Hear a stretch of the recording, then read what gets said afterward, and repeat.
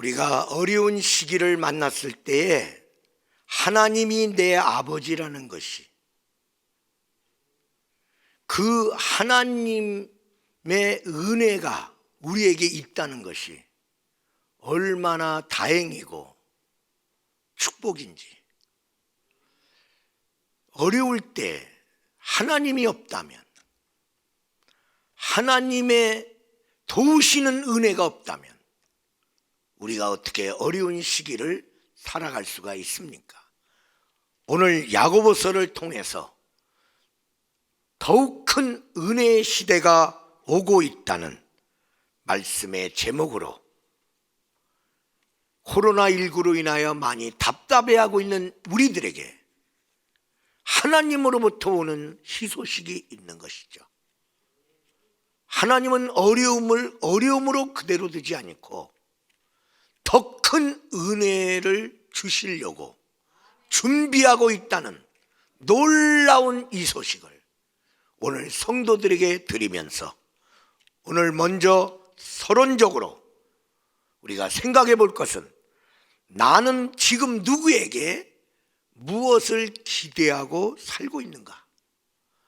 우리 수험생들은 자기 자신이 자기가 원하는 대학에 지나갈 수 있다고 기대하고 있는가?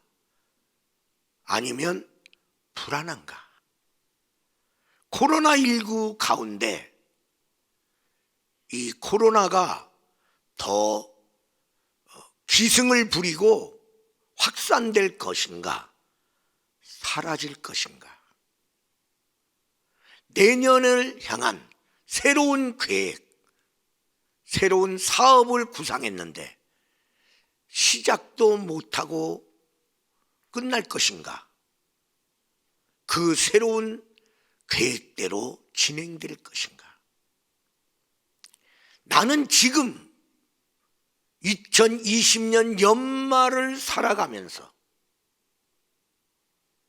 한 해에 저무는 이 시간에, 그리고 코로나19가 지금 며칠째 하루에 500선을 넘어가고 있는 이때에 나는 내 기대치에 맞는 삶을 살고 있는가? 나는 절망지수가 올라가고 있는가? 희망지수가 올라가고 있는가? 내게 있었던 희망은 점점 사라지고 있는가? 지금 나는 어떤 삶을 살고 있나? 야고보서는 우리에게 경종을 울립니다. 믿음의 사람들아, 너희들은 믿음의 생활을 실패하고 있구나. 믿음을 말하면서 행함에 결여되어 있음을 말하고 있는 것이죠. 왜 믿음대로 안 사니? 또한 기도의 실패를 얘기하고 있습니다. 지금 내 힘으로 살아가기에 한계를 느끼고 있는데 왜 무한하신 하나님께 기도 안 하다가도 해야 되지 않냐? 그런데 기도 안 할 기도의 실패를 얘기하고 있고, 또 한다고 하는 기도가 정욕적으로 쓰려고 잘못 구합니다. 하나님 뜻에 안 맞는 기도들을 하고 있구나. 더 나아가서 하나님의 사람이라면 그래도 하나님하고 가까워야 하잖아. 그런데 왜 하나님의 사람아, 너는 세상과 버타여 친하여 살고 있느냐? 이것이 하나님과 원수됨을 알지 못하느냐라고 오늘 성경은 우리에게 말하고 있어요. 그러기에 너희들은 나름대로 사역을 한다고 하지만은 사역의 열매가 적구나. 열매가 적은 내 삶의 결과의 실패를 보는 것입니다. 왜 나는 내 삶을 내가 기대한 치만큼 못 사나? 남이 사는 거 아니고 내가 사는 거잖아.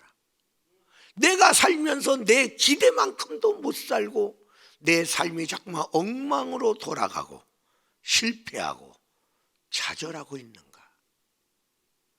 그러나 성경은 말합니다. 그런 나, 삶이 뒤죽박죽 되고 있는 나, 하려고 계획한 것도 제대로 못하고 있는 나, 야고보서가 경종하고 있는 그 경종의 대상의 장본인인 나에 대해서 그럼에도 불구하고 너 자신을 소중하게 여겨라.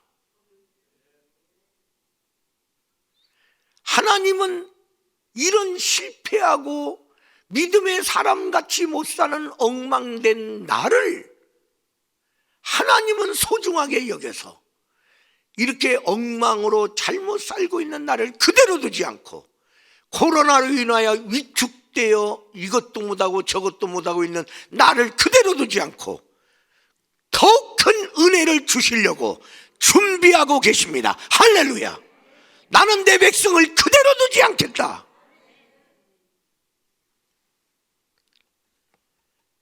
여러분, 우리에게는 눈에 보이는 상황이 있고요, 눈에 보이지 않는 상황도 실제로 존재합니다. 코로나만 하더라도 눈에 보입니까? 안 보입니다. 그러나 코로나가 역사를 하면 눈에 보이는 어떤 결과를 우리가 보게 되는 거죠. 내 눈에 보이는 상황, 코로나가 준 이것도 하지 마라 저것도 하지 말라는 그런 어떤 묶여있는 상황, 수험생들 나름대로 이제 진하게 시험 날짜가 이번 주 목요일 날 있는데 암만 생각해도 내가 지나가는데 내가 원하는 대학에 들어가는데 점수가 모자랄 것 같아. 열심히 갈고 닦았는데도 실력이 부족할 것 같은, 그래서 불안한 상황, 점점 자신감을 잃어버리고 살아가는 나 자신의 상황, 이런 부분들은 우리가 인지할 수 있는 상황이야. 그런데 우리 하나님은 내 눈에 보이지 않는 상황이 있다. 내 안에 계신 성령님, 할렐루야. 오늘 성경은 내 안에 계신 성령이 내 백성을 향하여 시기하신다. 시기하신다는 게 뭐야? 맹렬한 사랑의 표현이죠. 내 백성들이 잘못 살도록 놔도, 무기력하게 살도록 놔도 나 그대로 못해. 나는 내 백성 일으킬 거야. 내가 큰 은혜를 줘서 어떻게 하든지 내 백성답게 살게 할 거야. 할렐루야. 보이지 않는 성령님이 내 안에서 지금 나를 일으키려고, 이 상황을 돌파하려고 더욱 큰 은혜를 준비하고 계신 것을 믿으시기를 바랍니다. 그러므로 우리는 기억하십시오. 숨어져 있는 금맥을 찾으세요.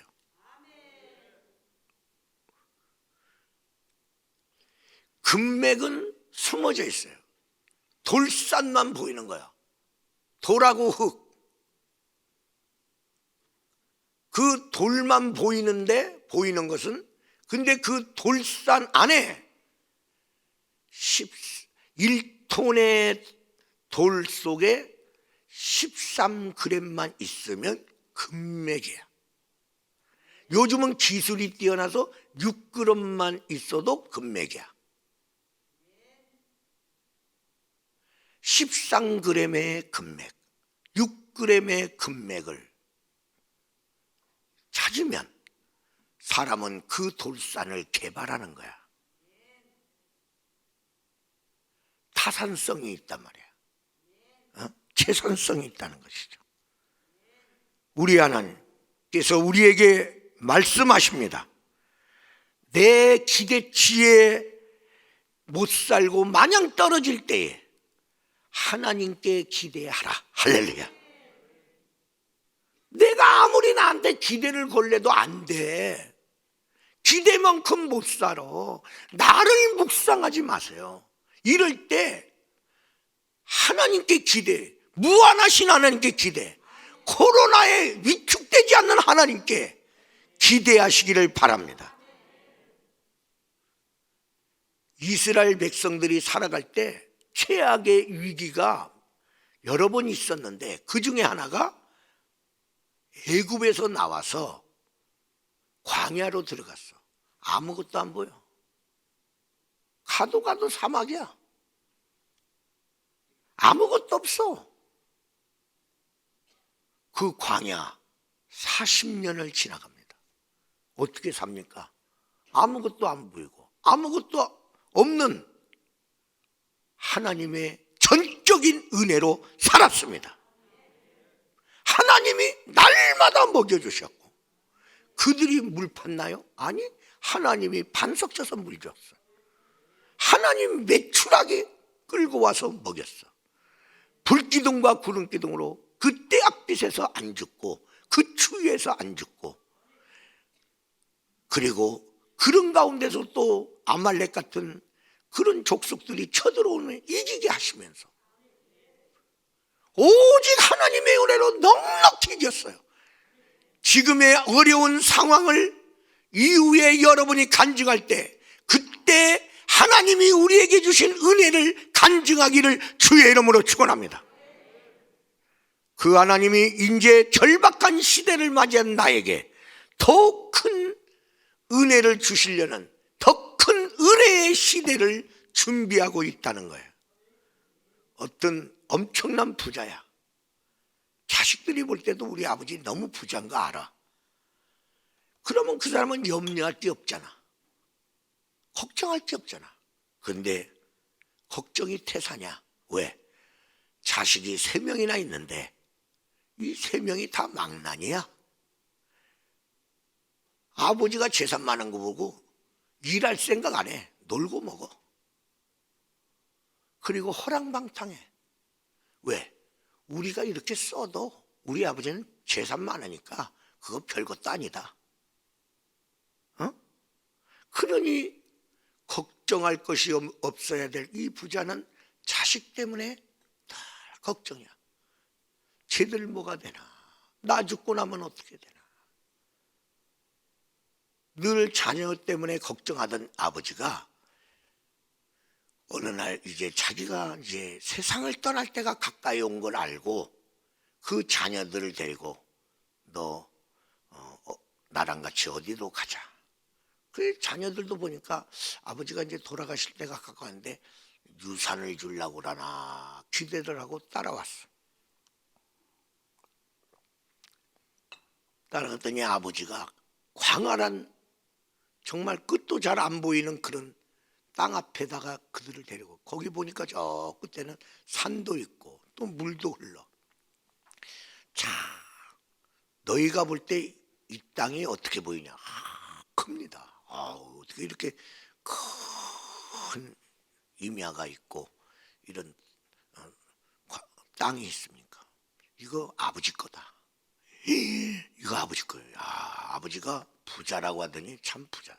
이런 거 다른 데도 많이 있어. 야, 우리 아버지 정말 부자구나. 내가 이제 죽을 날이 가까이 온 것 같은데 언제 죽을 날인지 몰라서 너희들에게 유산을 남겨주려고 그런다. 드디어 우리가 기대했던 날이 왔구나. 그런데 못 뛰어서 이렇게 줄 수 없고 내가 너희들에게 유산을 주는데, 내가 너희들께 줄 유산은 이 광활한 땅 어디엔가 숨겨놨다. 그래요? 어디? 힌트 좀 주세요. 힌트 없어. 이 땅 안에 있어. 그러니까 누구든지 너희들이 열심히 찾아서 찾은 사람 거다. 몇 군데다 숨겨놨어요. 그런 건 묻지 마. 하여튼 찾으면 그건 네 거야. 못 찾으면 너는 유산 국물도 없어. 그런 게 어디 있어요. 하여튼 니들이 알아서 해. 나는 여기다 내 모든 거 여기다 넣어놨으니까 너희들이 찾든지 말든지, 그건 내가 내 자녀들에게 마지막으로 내가 내 거 남겨주는 거니까 네가 찾으면 너 가지고 안 찾으면 뭐 할 수 없고. 그리고 얘기 끝나고 돌아왔어. 얼마 후에 아버님이 돌아가셨어. 정말 아버지 재산을 이렇게 두드려 봤더니 딴 거 없어. 그래서 아버지 말대로 뭐 돌아가시면서 우리한테 거짓말했으랴. 그래서 이제 그 땅을 파기 시작하는 거야. 그러면 보화를 숨겨놨다면 얕게 심겠어? 깊게 심어놓겠어? 깊게 숨겨놨죠. 그러니까 얘들이 그거 파낸이라고 막 깊이 파. 열심히 팠는데 아무것도 안 나오네. 근데 파놨잖아. 에이, 이왕 갈아놓은 거 여기다가 곡물 좀 심자. 그래 곡물 심었어. 그리고 또 이제 안 판데도 또 팔고 싶. 그래서 새 아들이 여기 있을까? 어떤 아들은 이쪽 가서 파고 저 아들. 그러면서 또 세월이 흘러.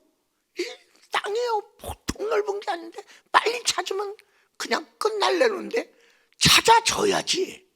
그래서 그 땅을 파고 있는데 그러다가 이제 심었잖아. 그래 곡물이 자랐어. 자라서 수확이 돼갖고 그거 팔았어. 그래 돈이 됐어. 또 이제 갈았어. 또 심었어. 이러고 이제 계속 하는데 이거 도저히 일하다가는 안 돼. 처음에는 새 아들이 내가 찾아서 나만 다 가져야지 하는 마음으로 했는데 이러다가는 이 넓은 땅 산 밑에다 심었는지 이 넓은 땅 안에 심었는지 저 흐르는 강물 안에다가 심었는지 어디다 놨는지 모르겠어. 야, 우리 그러지 말고 욕심내지 말고 우리 셋이 연합을 해서 같이 찾자. 같이 찾고 같이 똑같이 3분의 1, 3분의 1, 3분의 1 나누자. 자기들도 생각해보니까 혼자 찾다가는 일생 찾다가도 못 찾을 것 같아서 그래 그러자 하고 셋이 연합을 해서 이제 찾는 거야. 계속 찾는데 온 그 넓은 땅을요 놀랍게 다 뒤집어 놨어. 근데 보화가 안 나와. 세월이 많이 흘렀는데요 거의 다 이제 그걸 파헤쳤을 때 그 아버지가 우리한테 뭘 남겨줬는가를 깨닫게 됐어. 첫 번째로 성실하게 살면 잘 살 수 있다. 지금 이들은요 아버지 재산 못 찾았어. 못 찾았는데 그 땅을 열심히 파고 심다 보니까 돈 벌었어. 두 번째, 삼형제가 연합하면 못할 것 없다. 그 넓은 땅 다 엎어버렸네. 셋이 힘을 합하니까 말도 안 되는 일이 일어난 거야. 세 번째, 끝까지 인내하면 결국에는 이루어진다. 다 엎어버렸잖아. 그냥 안 되지만 계속 하는데 다 엎어버렸네. 그러면서 깨달았어. 보화는 어떤 물질이 아닌 사람이다. 사람이 어떤 태도로 사느냐에 따라서 쓸모없는 인간으로 살기도 하고 보화 같은 귀중한 인간으로 살 수도 있다. 그 아버지는 재물을 그들에게 남겨두지 않았으나 그들은 축복된 삶의 금맥을 찾았다 이 말이야. 어떻게 사는 것이 축복되게 사는 것인가를 알았으니 그들은 이제 걱정 없이 되었어요. 여러분, 하나님이 이 어려운 상황 속에다가 금맥을 넣어놨어요. 성경에 고린도후서 4장 7절에 우리가 이 보배를 질그릇에 가졌으니 할렐루야. 우리 믿는 자들이여 기억하세요.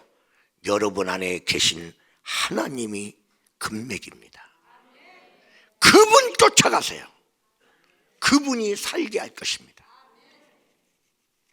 그러면 하나님이 계획한 더 큰 은혜의 시대를 나의 시대로 삼으려고 한다면 첫째로 따라서 마음을 바꿔라.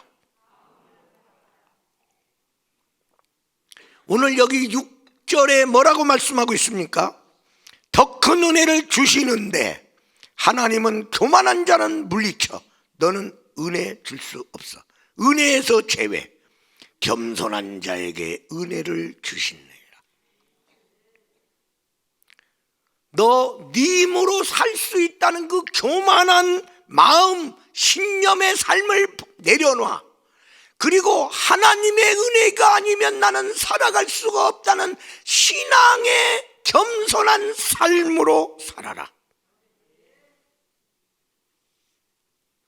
하나님 믿는 사람도 자기가 열심히 살려고 그래. 그 믿는 삶이 아닙니다. 하나님을 믿고 열심히 살아. 하나님이 도와줄 걸 믿고 열심히 살아. 겸손한 삶. 유치원생 같은 교만이 있는데요, 아무것도 모르면서 아는 척은 많이 하는 거야. 유치원생이 알면 뭘 알겠어. 근데 지가 다 안 돼야. 여러분이 그런 사람을 만나면 그 사람이 유치원생인 줄 아세요. 말만 하면 지가 다 아는 거예요. 그리고 되지도 못하고 된 줄 아는 생활. 유치원생이 다 성장이나 했어요. 뭐 했어요? 지금 조금 잘하는 거 아니에요. 근데 된 줄 아나. 이게 얼마나 엄청. 인간이 조금 잘 살면 지가 뭐 다 된 줄 알아. 얼마나 유치원생인지 몰라. 고등학생 교만이 있어요. 기존 시대를 전면 부정하는 교만. 옛날 사람들은 다 틀렸어. 우리가 그러니까 그거 다 바꿔야 돼. 어떻게 부모 세대가 다 부정돼야 됩니까? 옛날을 살아간 사람은 다 잘못 사는 거고 우리는 다 잘 사는 거고. 요즘에 그런 모습을 많이 봐. 고등학생의 교만은 패망의 선봉이다. 부모 세대가 다 잘 사는 건 아니지. 잘못 사는 부분도 있고 잘 사는 부분도 있어. 자녀들은 안 그런가? 너희들 나보다 나는 못 배워서 살았지만 너희는 잘 배웠어. 그럼 너가 잘하는 거 있고 네가 잘못하는 거 있잖아. 근데 역사를 다 통째로 바꾸면 어떻게 해? 잘한 역사도 있고 잘못한 역사도 있는 것이.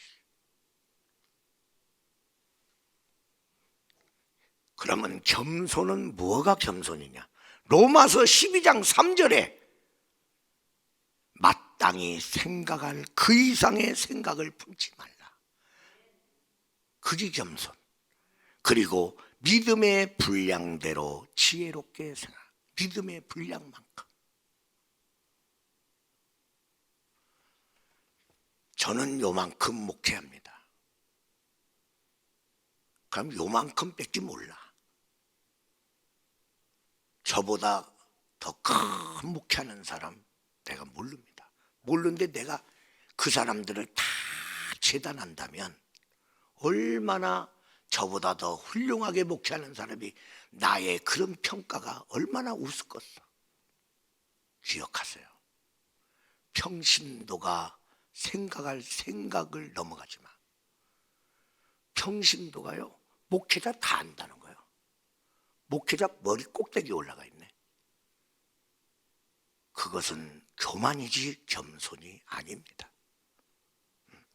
어떤 은혜로운 집회가 열렸어요. 이분은 세 번째 날 강사야. 그래서 이 세 번째 날 강사님이 첫째 날 집회부터 참석을 했어. 왜? 앞에서 말씀 전하는 분은 어떻게 전하나? 내가 세 번째인데. 그 첫 번째 강사가 집회를 끌어가는데 얼마나 강의를, 명강의를 하는지. 야, 어떻게 강의를 저렇게 잘하나 그랬더니, 근데 은혜 받는 회중이 없네? 아니, 저렇게 명강의를 하는데 은혜를 못 받네. 두 번째 날이 됐어요. 두 번째 날의 강사는 하나님의 역사로 엄청난 역사를 하신 분이야. 그래서 자기에게 있었던 엄청난 사역을 간증했어. 근데 회중들은 무덤덤한 거야. 이제 세 번째 날이 돼서 내가 설교를 했는데, 나도 준비는 했는데 내 설교가 안 먹힐 것 같아. 아니, 저렇게 명강의를 하고 저렇게 엄청난 사역의 간증을 해도 은혜를 못 받으면 나는 그럼 무슨 설교를 해야 되나 걱정이 생겼어요. 그래서 하나님 앞에, 하나님, 나 무슨 설교해요? 내일은 내가 설교를 해야 되는데 나 무슨 설교해요? 두 번째 날 집회 끝나고 나서 하나님 앞에 와서 기도한 거예요. 하나님, 내일은 내가 설교를 했는데 뭐 설교해요? 뭐 설교해요? 아이고, 내가 준비한 설교 갖고는 아무것도 안 되겠는데. 그런데 기도 가운데 하나님이 그런 거예요. 네 설교는 내려놓고 너 다시 설교문을 작성하라. 아니, 갑자기 설교를 바꾸라면, 그러면 무슨 설교해야 돼요? 그러면 하나님 볼 때 네가 실패한 이야기를 설교해라. 아니, 잘한 것도 아니고 실패한 것을 설교하라니. 그런데 그는 자기가 그래도 잘 준비했다는 것도 자신 없으니까, 그래, 좋다, 하나님이 하라는 대로, 그래, 내가 그래도 잘할 수 있다는 요 설교 내려놓고 하나님이 하라는 대로 실패한 설교를 해야 돼. 그래서 또 설교를 다시 준비하니라고. 준비하면서 부끄러운 이야기, 좀 나한테 좀 힘들었던 비참한 이야기, 그런 실패담을 다 설교로 작성해서, 그래서 하나님이 말씀한 대로 실패한 설교한 거야. 나는 실패자였습니다. 그래서 설교를 했는데 청중들이 엄청난 도전을 받고 위로를 받은 거예요. 왜냐하면 저렇게 실패한 사람도 하나님께 쓰임 받는구나, 그게 그들에게 용기가 됐어. 그러면 나도 내 인생을 포기하지 말자. 여러분, 겸손은 내 뜻 버리고 주님 뜻을 따라 순종하는 거예요. 내 힘으로 살려고 하는 삶의 패턴을 내려놓고 하나님 의지하고 하나님 힘입어서 내가 살겠다. 겸손. 두 번째로 따라서 합시다. 삶을 바꾸라. 7절 8절에 보니까 뭐라고 말씀해요? 하나님께 복종하는 삶으로, 다시 말하면 하나님께 반응하는 삶으로 내 삶을 바꾸라. 그리고 하나님, 8절에 보니까 하나님을 가까이 하는 삶으로 바꾸라. 우리가 기억할 때 첫 번째로 하나님께 복종하라, 삶을. 그러면 나는 누구에게 복종하고 살았나? 누구에게 절하고 살았나? 돈한테 절했나? 돈이요 옷이없어서. 인기한테 내가 무릎을 꿇었나? 세상에 무릎을 꿇었나? 사탄 종교가 있습니다. 사탄 종교는 자기의 영혼을 사탄한테 바칩니다. 나한테 인기만 준다면, 나에게 돈만 준다면 내 영혼을 당신에게 맡기겠습니다. 그래. 그리고 사탄이 돈 줘. 사탄이 인기 있는 연예인 만들어 줘. 그리고 너 죽을 때 네 영혼은 나한테 내놔. 악한 조직에 몸담으면 그럽니다. 예를 들어서 마피아를 얘기하겠습니다. 자기 힘으로는 도저히 이 문제 해결 안 돼. 마피아를 찾아가. 나 좀 도와주세요. 그래요? 마피아가 개입해서 해결했어. 얼마나 감사해. 그런데 마피아가 어느 날 당신한테 내가 무엇을 요구하든지 그것을 내놓을 조건으로 도와준다. 그래, 도와줬어. 어느 날 그들이 찾아와. 네 목숨 내놔라. 내놔야 됩니다. 왜? 마피아한테 무릎 꿇었잖아. 그 도움을 받았잖아. 나는 누구에게 절하고 있냐? 여러분, 하나님한테 무릎 꿇는 게 뭐가 자존심 상해? 만왕의 왕이고 전능하시고 무한하신 공의로우신 하나님께 무릎을 꿇는데 그게 뭐가 어려워? 말도 안 되는 사람한테 무릎 꿇는 게 힘들지. 하나님한테 무릎 꿇는 게 뭐가 힘들어? 왜 예수 믿으면서 하나님께 무릎 꿇는 게 힘들어요? 아브라함처럼 아침 일찍에 순복하라. 다니엘처럼 뜻을 정하고 순복하라. 스데반처럼 목숨 걸고 순교하기까지 순복하라. 하나님께 이렇게 살려고 그러면요, 마귀가 꼭 역사해. 야, 너 하나님 믿고 잘 되려고 그러는데 너 그렇게 믿으면 너 망했마. 너 그렇게 뭐할로 그렇게 딴 사람은 적당히 믿는데 너 혼자 네가 목사님이냐? 응? 네가 뭔데 그렇게 열심히 내? 그렇게 믿을 필요 없어. 마귀가 꼭 그래. 그러니까 마귀를 대적하지 않으면 하나님께 순복하는, 여러분, 아브라함이 내놓은 순복이 뭐예요? 아들을 잡아 죽이라는 거 아니에요. 그걸 아니 하나님이 그런다고 그래. 아들을 모리아 산에 맞춰주시. 아브라함만 믿어도 적당히 믿어. 아니 우상 숭배의 세상에서 우상 숭배를 슬쩍슬쩍 하면서 살아야 저들한테 사랑을 받잖아. 근데 무슨 뜻을 정하고 하나님 믿어? 다니엘아. 아니 하나님 믿어서 잘 되려고 믿는 건데, 아니 하나님 믿다가 죽게 됐는데 뭐할로 죽으면서까지 믿냐? 스데반한테 말을 하는 거죠. 마귀 대적하지 않으면 우리는 거기까지야. 마귀를 대적해야 되는데 마귀가 도대체 뭔데 대적해야 됩니까? 요한복음 8장 44절에 마귀의 정체가 나와. 욕심쟁이다 이 말이야. 어떤 분은 그런 말을 해요. 아, 예수는 믿어도 욕심은 내야 돼. 그 앞뒤가 안 맞는 얘기를 해. 욕심이 잉태한적 사망을 낳느니라. 네가 미혹되는 것은 욕심 때문이니라. 성경에는 계속해서 그렇게 말씀했지. 욕심내라. 욕심이 너에게 복이 되리라. 그렇게 말한 적이 한 번도 없는데 우리는 말을 그렇게 앞뒤가 안 맞아. 예수 믿어도 욕심낼 건 욕심내야 된다나? 욕심을 제하라. 살인을 제하라. 아무리 너하고 안 맞아도 죽일 마음 갖지 마라. 그리고 거짓을 제하라. 네가 거짓말해서 남한테 해끼치지 말고, 네가 거짓말해서 너한테 이득이 되려고 자꾸만 거짓말하지 마라. 그러면 딴 사람한테 손해를 끼치고 딴 사람한테 상처를 주지 않냐.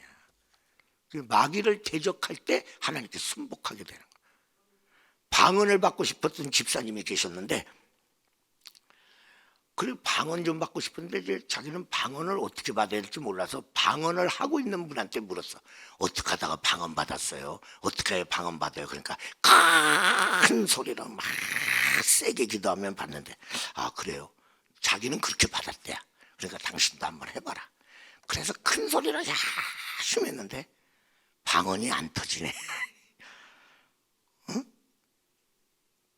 자기 딴에는 열심히 큰 소리로 기도했는데, 그래서 낙심이 됐어요. 낙심이 됐는데 말씀 훈련 받다가 성령 충만의 개념이 바뀌었어. 성령 충만은 체험이 아니라 온전한 순종이다. 내가 그전에 순종 못하는 것을 순종하게 하는 힘.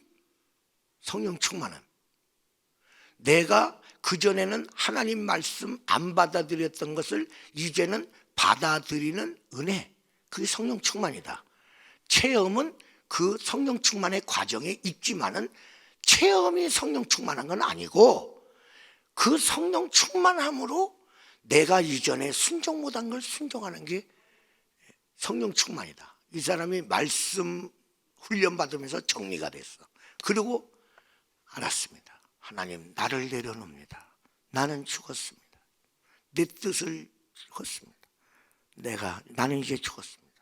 그러면서 고백하면서 눈물을 흘리면서 기도하고 있는데 방언이 터졌어. 여러분, 삶을 바꾸시기 바랍니다. 오늘 여기 8절은 관계 회복의 삶으로 바꾸라. 세상과 벗된 너무 가까워. 거리두기를 하라. 그리고 하나님은 가까이 하여 거리를 좁혀라. 하나님 백성이 하나님하고 가까워야지. 근데 하나님 백성이 너무나 세상으로 가. 코로나가 준 메시지 중에 하나가 뭐냐? 세상에 너무 돌아다니지 말아라. 강제 조치가 코로나야. 죽고 싶으면 돌아다녀. 그래, 코로나가 그러니까 내가 옛날에 가던 데를 안 가잖아. 왜? 세상과 너무나 휩쓸려 살지 말아라. 세상에 시간 뺏기지 말아라. 그리고 하나님과 가까이 하라. 그랬더니 코로나가 일으키니까 하나님께 예배 드리러 오던 사람도 안 오네? 코로나가 준 의미를 모르니까 그러는 거지. 하나님하고 더 가까워지라고 코로나가 왔는데, 세상과 너무 가까이 가지 말라고 코로나가 와 있는데, 코로나가 주는 메시지도 못 알아들어 먹어. 그래, 하나님하고도 가까이 하다가도 이제 멀어져요? 죄는 멀리하고 두 마음은 한 마음, 성결한 삶으로. 마음이 둘이면 포커스가 따블이 되니까 이게 흐트러져. 하말티아의 역사가 일어나. 이것도 안 되고 저것도 안 돼. 왜? 이쪽도 보고 저쪽도 보다 보니까. 그러니까 모든 역량이 집중이 안 된단 말이야. 마음이 하나로 모아진 게 성결이라. 성결이라. 어? 양다리 치기를 하지 않는다는 것이죠. 손을 깨끗이 하라. 너희 행위, 사업에 부정한 것을 회개하라. 두 마음 품은 거, 하나님한테도 조금 마음 주고, 세상에도 좀 마음 주고, 그런 거, 의지를 분산시킨 거, 부정한 거, 그리고 슬퍼하고 애통하라. 감정에 부정한 거 회개하라. 엉뚱한 거 사모하지 말라. 그래서 세 번째로 따라 삽시다. 감정을 바꾸라. 오늘 성경은 9절에 뭐라고 말씀하고 있습니까? 슬퍼하며 애통하며 울지어다. 너의 웃음을 애통으로, 너의 즐거움을 근심으로 바꿀지어다. 네가 지금 웃을 때냐? 네가 하나님 뜻대로 못 살고 있는데 웃어? 하나님 뜻대로 못 사는 걸 회개하면서 울어야지. 지금 네가 하고 싶었던 거 못해서 울어? 그런 것 때문에 울지 마. 하나님이 너에게 주신 하나님의 사명을 이루지 못한 걸 인해서 울어. 내가 원하는 것, 내가 좋아하는 걸 바꾸라. 뭘로 바꿀까요? 주님이 원하는 거, 주님이 좋아하는 걸로 바꿔라. 지금 우리는 열심히 살아. 왜? 내가 원하는 거, 내가 좋아하는 것을 위해서. 그래서 그걸로 인하여 기쁨을 얻으려고 그래. 그러나 여러분 기억하세요. 하나님께 순복하려 아브라함이 가요. 그때 웃으면서 갔나요? 아멘 하고 웃으면서 모리아산에 아들 잡아 주기로 갑니까? 울면서 갔습니다. 순복 이유는 눈물의 길이야. 울면, 아니 울지도 말고 아들 안 바치면 될 거 아니야. 그런데 하나님의 명령이니 내가 거기에 순복하되 그러나 내 가슴은 찢어지니 울었다 이 말이야. 울면서 데려갔어요. 그랬더니 하나님이, 야 아브라함아, 이삭 데리고 가. 그냥 데리고 가. 그리고 너한테 준 축복 이삭한테도 주고, 그리고 이삭, 너를 지켜주신 하나님이 이삭을 지켜주고 너와 함께 하신 하나님이 이삭과 함께 해줄게. 그래서 하나님이 그에게 웃음을 주사 모리아산에서 집에 올 때는 웃으면서 왔어. 너희들이 오늘날 하나님 뜻대로 못 사는 것 때문에 울며 애통한다면 회개의 옷을 입는다면 너희들이 원하는 희락의 옷을 주님이 입혀주시리라. 우리가 원하는 옷 찾으러 다녀보세요. 세상에 없어요. 주님이 갖고 있어요. 그러니까 주님 앞에 내가 주님 뜻대로 못 사는 거 회개할 때 위로의 옷을 입혀줘요. 하나님 나 어떻게 살아요? 능력의 옷을 입혀줘요. 하나님 나 너무 슬퍼요. 하나님이 희락의 옷을 입혀주는 거예요. 그분이 갖고 있는데 우리는 내가 기쁘려고 세상에서 그걸 찾았다 그 말이죠. 말더듬이 전도자가 있는데 이 사람은 말을 잘 못하는데도 그래도 예수를 전하는 주 예수를 믿으시네.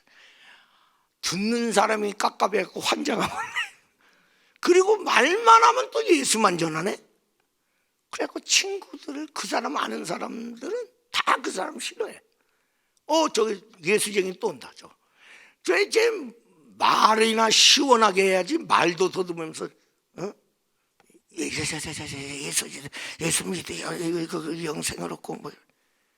어느 날 그가 또 친구를 만나러 전도하러 가는데 친구가 먼저 봤어. 재혼에. 그런데 막 도망가려고 그러는데 어디 도망갈 데가 빨리 없었는데 옷장으로 숨었어.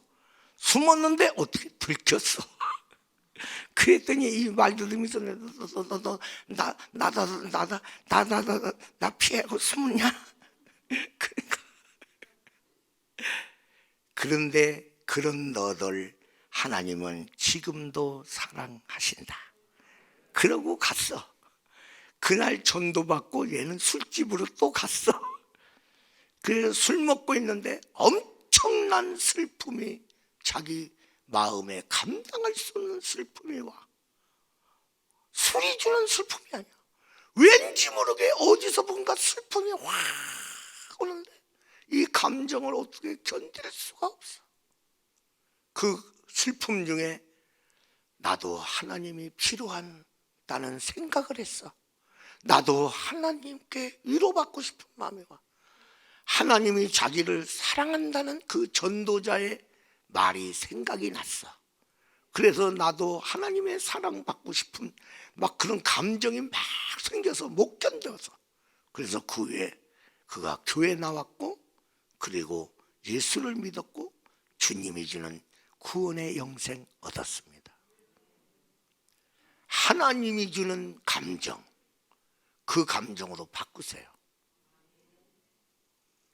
코로나가 주는 두려움 갖지 마. 주님을 경외하는 두려움을 가져. 세상이 주는 기쁨으로 나를 채우지 말고 하나님이 주시는 기쁨으로 채우세요. 바꾸세요.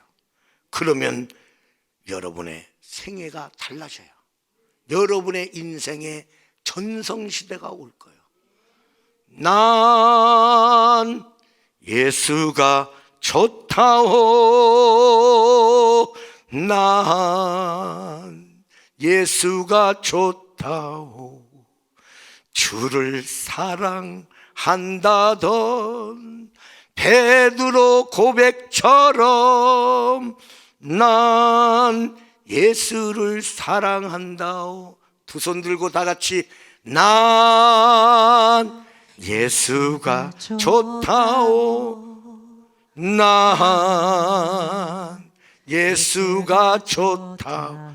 주를 사랑한다던 주를 사랑한다던 베드로 고백처럼 난 예수를 사랑한다오.